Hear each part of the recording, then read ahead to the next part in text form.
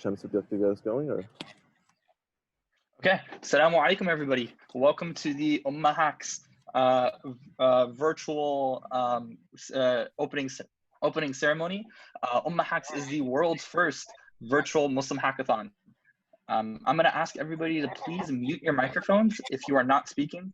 I think Alsharif, that includes you, if possible, just for echo. Got it. So alhamdulillah, I'm really excited for you guys all to be here. We have people here from all over the world. Just really quickly, can you guys type in the chat where exactly you guys are tuning in from, just for insight?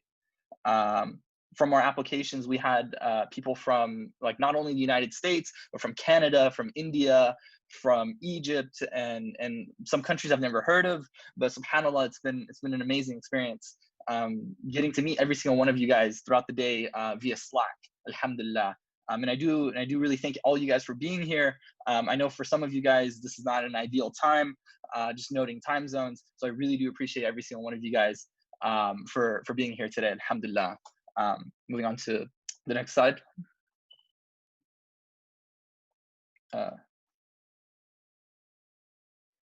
So what is a hackathon? So for a lot of you guys, this may be your first hackathon. This might be the first time you guys are competing for something like this. A hackathon is a competition where engineers and student developers get together to create something or that solves a problem using technology. So it's the technology that creates solutions, and people get together to use their technological skills in building these solutions. And then further on, we go into the question of what is UmmaHacks about. UmmaHacks is the first time when we've been able to come up with an establishment and an organization for us to grow the idea of a hackathon into our communities. It's an opportunity for Muslims to use their technological skills to create solutions for the Muslim community, or to use technology that will create solutions for the Muslim community.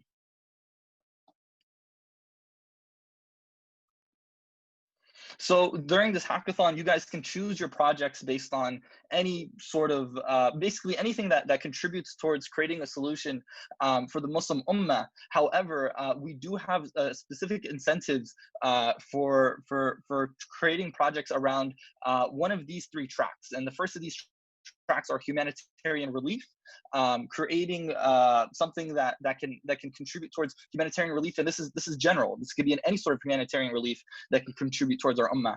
The second track is in the realm of mental health. We feel that there's such a lack of support in our communities for mental health, and utilizing technology to create solutions for that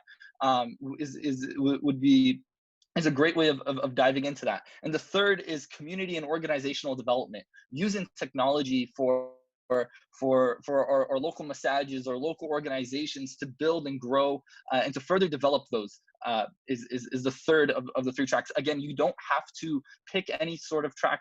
You don't have to pick any of these tracks. However, we do have incentives for competing in these tracks. So next, we're going to go into our word from one of our Imams, Imam Kamran Islam from Tabiya Institute, and Tabiya Institute is also a sponsor of this hackathon. Assalamu alaikum. Can you guys hear me? Yes, we can. Bismillah. Jazakallah khair to Brother Shams and to the organizing team for this program, this event. This opportunity, UmmaHacks. May Allah subhanahu wa ta'ala bless you guys and bring this effort immense success for yourselves, but also for the community at large. Bismillah ar-Rahman ar-Rahim. Alhamdulillah Rabbil Alameen wa salatu wa salam ala Muhammad wa ala alihi wa sahbihi ajma'een. I begin by praising Allah subhanahu wa ta'ala who gathered us today. I begin by appreciating and acknowledging His blessings upon myself and my family members, and I invoke His peace and blessings upon our beloved Prophet Muhammad sallallahu alaihi wasallam. I pray that each and every one of us in this setting and in every setting is able to live up to his excellent example and to make our beloved Prophet proud, and to demonstrate his attitude and his approach to life in all that we do. Allahumma Amin. And I pray that that this setting is one of benefit for each and every one of you. Allahumma Amin. So once again, my name is Kamran. I'm just a simple guy, just low at an organization called the Tabiya Institute. The Tabiya Institute is based out of the Sacramento Valley here in California. We have a location in Roseville. We have a location in Sacramento, and we have other efforts that we engage in. Maybe I'll share some of that towards the end.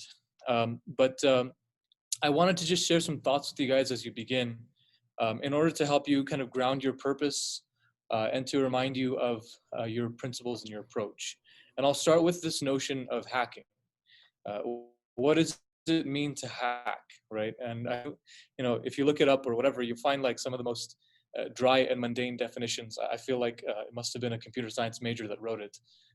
I'm just kidding, guys. I know some of you guys are computer science majors, but it was something like using computer skills to access unauthorized data, which is like the most. I feel like not only is that an inaccurate definition, beyond being mundane or boring, it's kind of very inaccurate and unclear on what this idea of hacking really is. And so I wanted to kind of provide another perspective on what is hacking, and one really interesting definition that I came across was it is to create solutions to problems by pushing the boundaries of expectation and creativity. Essentially, we need hackers, right? I know that's a new term perhaps, but the approach and the methodology is actually, it's actually very old, before computing, right? Because there have always been problems and there have always been required solutions, right? We need hackers when you have old tools that are really good and really useful and important, but you need those old tools to perform new solutions, right? This is essentially how I think of hacking, and I think that this is one useful way for you to think about it as well. And I wanted to also kind of elaborate a bit of a spiritual dimension on this idea of hacking, right? Of this idea of creating solutions to problems by pushing the boundaries of expectation and the boundaries of creativity. The approach reminds us what I will call, in this context, in this setting, a hacker, who the Prophet ﷺ implemented his skills in order to use old tools to create new solutions. So I'm going to try not to go too long on this, but I do want to make sure everyone is somehow suddenly can't see you, but I'm going to keep going. So the Prophet ﷺ, he didn't just up and move, right? He needed to ensure that this place was, the proper place and ready to receive him and to receive what he was going to do, right? So what he does is he sends a young companion by the name of Mus'ab ibn Umair. And Mus'ab ibn Umair was, well known because he's eloquent. He was well known because of his, seriousness about the teachings of Islam. He gave up a lot. He made sacrifices in order to be Muslim. He's also well known for his youth as well. He's one of the young men around the Prophet ﷺ, and that youth also comes with the willingness to think creatively about issues and ideas. And so he sends Mus'ab ibn Umair to Medina first, where Mus'ab essentially prepares the city, like I said, used to be called Yathrib, prepares this city and helps the city to transform, right? He scopes it out. He understands what the problems are. He understands what those problems are coming from, and who are the tools in the city that he could use to start to bring to bring solutions. Who are the folks that he needs to target with this kind of transformation, and who does he need to bring along? Who does he need to be wary of? He does all of this work beforehand.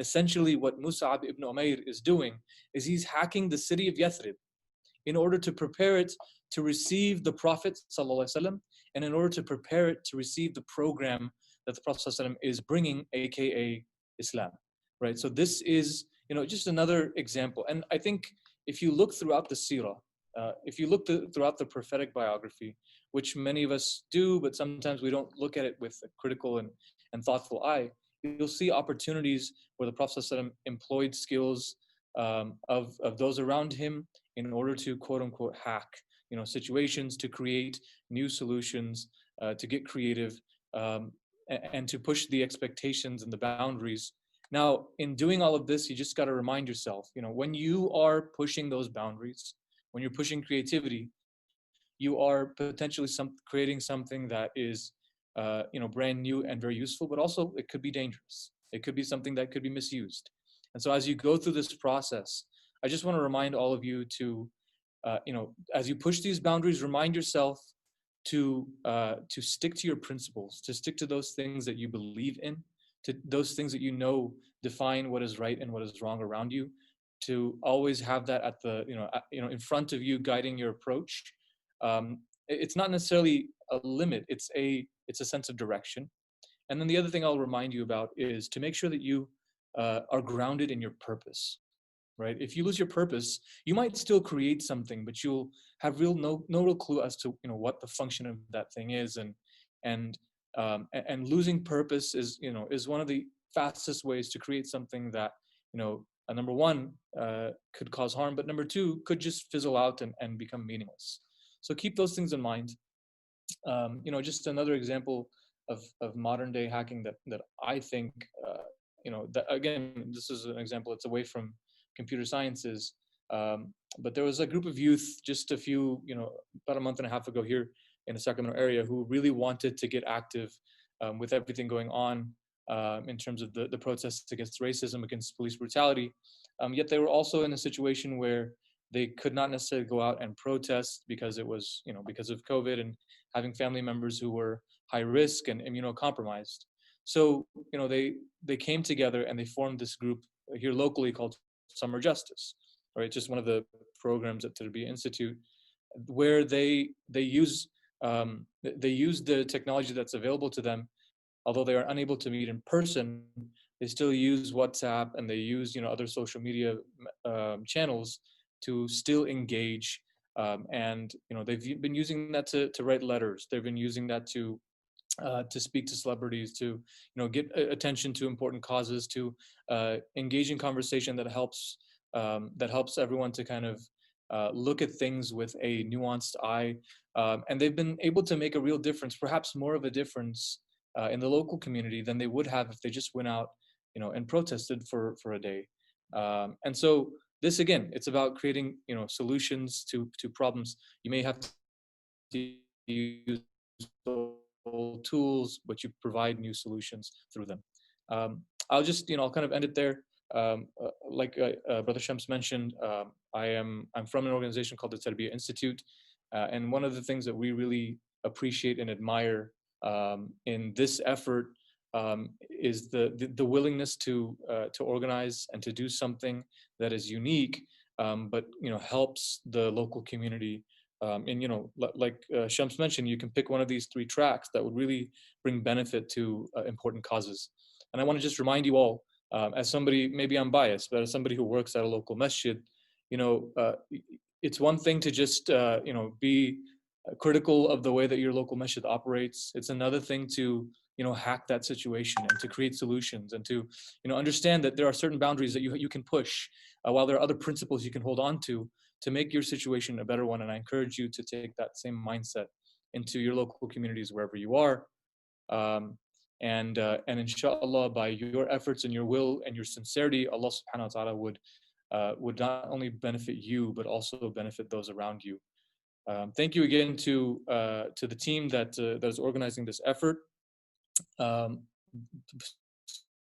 Speaking of the team, one of them I know personally, Shams. He's a part of our Nizami Order program. It's one of our halaqah programs, and he's also a teacher at our Sunday school. So, I just want to give him a shout out. Some of you guys may know him, some of you don't, but a really good guy. Seek his advice as well. And also, if there's any spiritual resources or otherwise that I can provide, a lot of our activities now are virtual because of the COVID-19 situation. You can always reach out to me, and I'll ask Shams and the team to please share share my email and share my contact information with the folks here if they need it. May Allah subhanahu wa ta'ala accept your efforts. Jazakallah khair. Assalamu alaikum wa rahmatullah. Jazakallah khair on Imam Kamran. Really do appreciate it. Okay, inshallah, that was a very good reminder, subhanAllah. Next, we're going to move on to our co-host of UmmaHacks, MCA Youth, who will also be giving a brief presentation. So Brother Mohammad Al-Shehabi will be representing MCA Youth. Assalamu alaikum. Do we have audio visual? We do. Yes, alhamdulillah. Right, alhamdulillah. Jazakumullah khairan. And Jazakumullah khairan everyone for joining. Really excited about this program and excited to see it kick off. Brother Mohammad and Brother Shams have been working on this for a long time, and great to see it kicking off, mashallah. So I am Mohammad Al-Shehabi, MCA Youth Secretary. So I'm one of the volunteers here at MCA, focused on youth activities at this time. Mashallah, we have a full youth committee who are more dedicated to the cause and running programs and stuff like that. I'd like to talk a little bit about them, but I also kind of want to keep the focus on this event and why it matters from a religious perspective. So one hadith I really like is the hadith where the Prophet ﷺ says, "Al-mu'min al-qawi khayrun wa ahabbu ila Allah min al-mu'min al-da'if, wa fi kullin khayr," ila akhir al-hadith.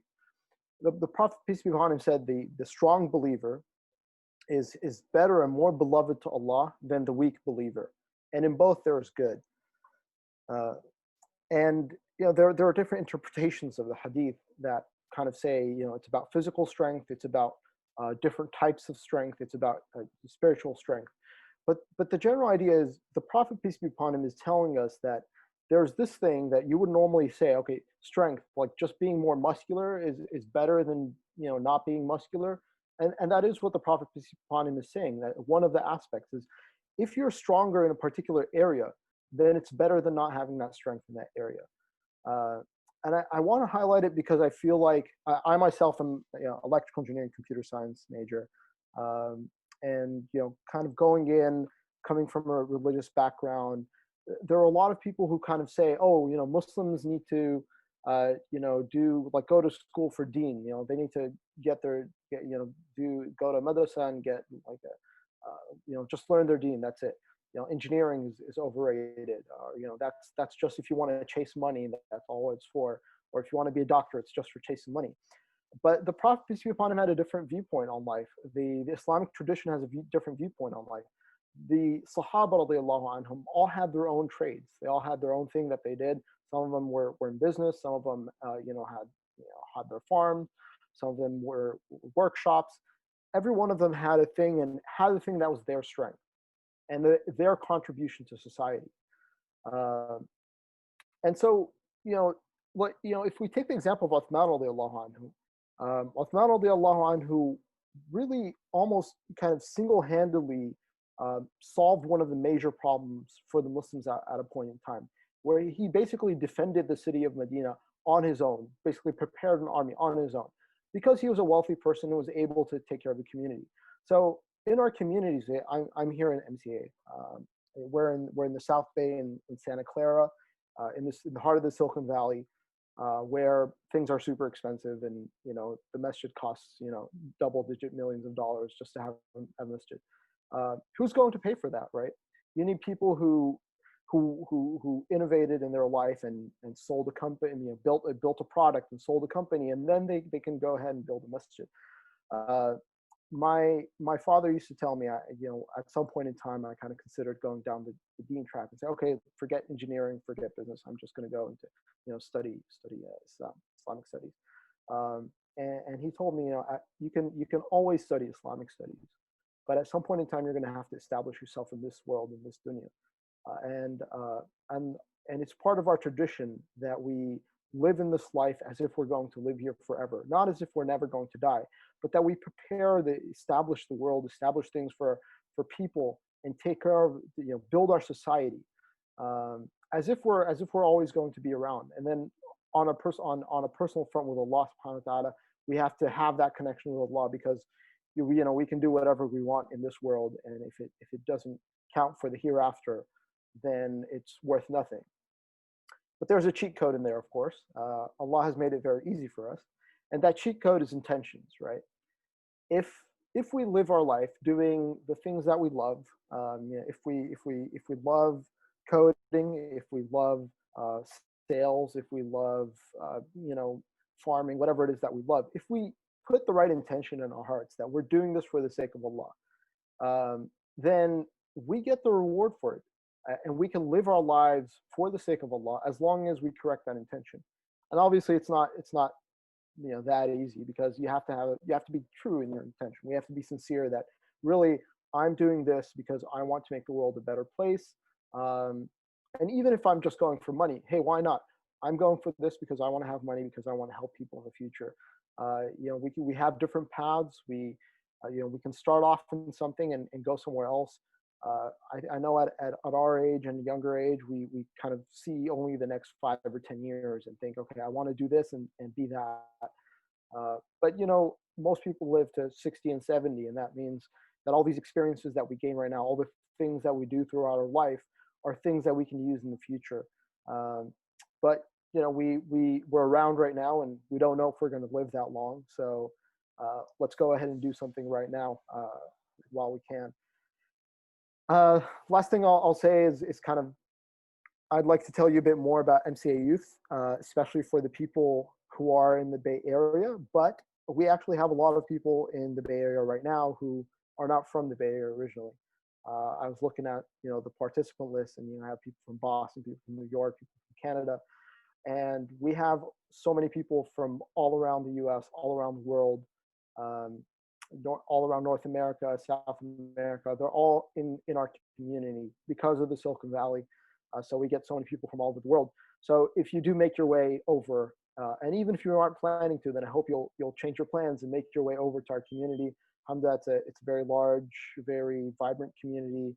Mohammad can tell you more about it. Alhamdulillah, we've got so many things going on.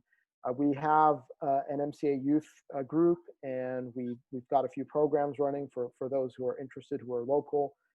Kind of quiet right now, mostly virtual. We've got some virtual programs, so check out the MCA Youth Instagram page to keep track of the latest. But when we're allowed to be on site, we've got some things on site as well. Inshallah, kicking off some sports programs, some camping and outdoor activities, and hope to see all of you guys there when we're able to do it, inshallah, and on our virtual programs until then. Jazakumullah khair, Muhammad and Shams, for setting this up. Best of luck to everyone. With tawfiq, may Allah, you know, give you guys inspiration to build something beautiful and successful. Jazakumullah khair. Well, Jazakallah khairan, Brother Mohammed from MCA Youth. Thank you so much for those words. All right, moving on. So our sponsors. So you've already heard from two of our sponsors, MCA Youth and Tabiya, respectively. So Tabiya, as you guys know from Imam spoke earlier, institute based out of Sacramento, and MCA Youth is an organization focused on catering to the Muslim youth in the South Bay area. Our other two sponsors, which you'll hear about later on over the next couple of weeks, is BAMREC, this Bay Area Muslim Recreation. They have a lot of, they basically create programs for young Muslims in the Bay Area. Pretty much a fun company. They're in here too. And then also Kadama, which is a gig economy startup based out of Seattle that has two Muslim co-founders. So yeah, you'll hear about BAMREC and Kadama later on over the course of this hackathon. All right. Next up, our code of conduct. So code of conduct link is right here.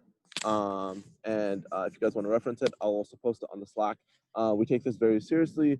We want to make sure that we have an environment that's open and inclusive for everyone. And if you feel, you know, disregarded in any way or set aside, please make sure to reach out. Mohammed, I'm sorry. I think you Sorry kind of cut about off that. there. My audio, I cut off for a second. I apologize for that. Like I was saying, we take our code of conduct very seriously. So please make sure to take the time to read it. Like I said, I'll post it on the Slack, and it should be available for everyone to read. But the bit.do/ I'm sorry, what was that? The link doesn't work. Give me one moment. We will update that link and put it on the Inshallah, Slack. Link's broken. Thanks for double checking that. We'll send out the correct link after this, inshallah, on the Slack. And those of you who received the second wave of acceptances should have received this link as well. But yeah, like I said, it's mostly common sense thing. Just have respect for everyone. Don't push anyone out of the group out of because of who they are or their technical competence. We want to make sure we're inclusive of everyone, no matter where they're coming from, and we have people from all over the world, right? So it's important to have that sense of that mindset of inclusivity in what you do, and also be very welcoming to those that are beginner hackers, those that don't exactly have years and years of technical competence, because we want to have a space where people can come and learn everything there is about creating an app or website or whatever technical solution you want to create. All right. So next up, just a quick run through for our Slack. So many people have already joined our Slack. If you haven't, we'll push out another email blurb for those that haven't joined, just to get on there. But it's important because besides Zoom being the platform for hosting all of our events, all our workshops, talks, panels, Slack is where we will communicate about virtually everything for this hackathon. So because this is a virtual hackathon, we won't have an in-space. Think of Slack as the building in which this hackathon is taking place. So you'll hear about announcements, check announcements for everything, announcements from the organizers and admin. So we'll keep you updated about all the workshops, all the talks happening, any new events that are happening over the next weeks, and next team building. So if you don't have a team yet, that's completely cool. We have a team building channel where people can basically you can introduce yourself really quickly, and then you can find a team to build the perfect project. Just go with your skills, where you're from, what you're interested in, and what you want to build, and people will you can reach out to other people and you can coordinate amongst yourselves. Next up is Mentors Help. So Mentors Help is a channel that if you need any help with something technical, if you need help from any mentors just in general, that's where you would go. Just please be as specific as possible as you can with any technical problems you have. That way mentors know whether they'll be appropriate to help you. So we have about 15 to 20 mentors. Most of them are software engineers, and a lot of them have many years of technical experience. So please make use of this great resource. They're giving us our time to help us build really cool projects, and let's appreciate that. Next up is intros. So if you want to just meet people, share your life, just in general get to know all the people of UmmaHacks. We have 200 people of all around the globe. So take the time to introduce yourself if you want to meet people. And then lastly, general is for everything else, including any questions. Feel free to direct message me or Shems if you have any questions that you want to privately ask, or if you just want to go ahead and ask on general. That's a great place. And then random if you want to just post whatever memes, whatever you want. It's just a place for the random of UmmaHacks. All right. Next up is the schedule. Shems? Yeah, Mohammed, would you be able to click on that link by any sure possibility? I'll just change my sharing. And so just for insight for everybody, yeah, we can see it. Yeah. So just for everybody's insight, alongside there being a hackathon in the next 3 weeks, every single weekend we'll be hosting workshops, keynote talks, and panels that are all relative, or that all relate to our theme of providing resources for the Muslim Ummah. You can find it right there on our website. We just updated it. So when you click on there, you can see that that we have our schedule. We'll be updating the schedule as we start adding events, and we'll be working on this diligently. Tomorrow morning, or tomorrow morning for us, depending on your time zone. Tomorrow morning for me, there's going to be a Creating Digital Experiences workshop by Hamza Siddiqui. He's an interactive designer at Google, basically teaching the fundamentals of UI and UX.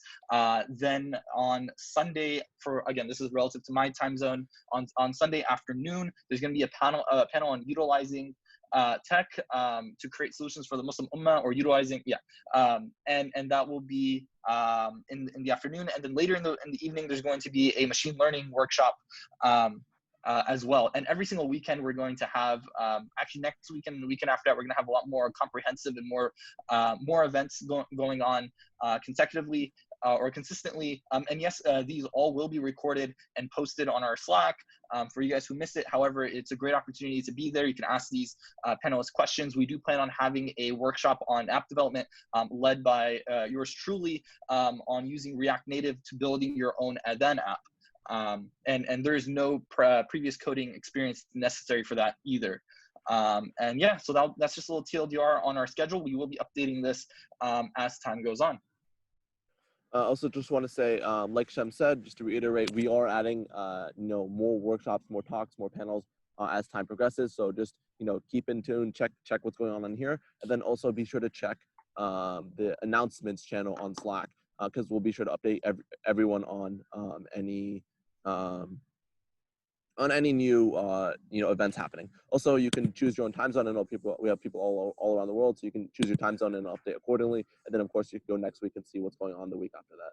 All right, that pretty much wraps it up for me, Shams. Do you want to close it up?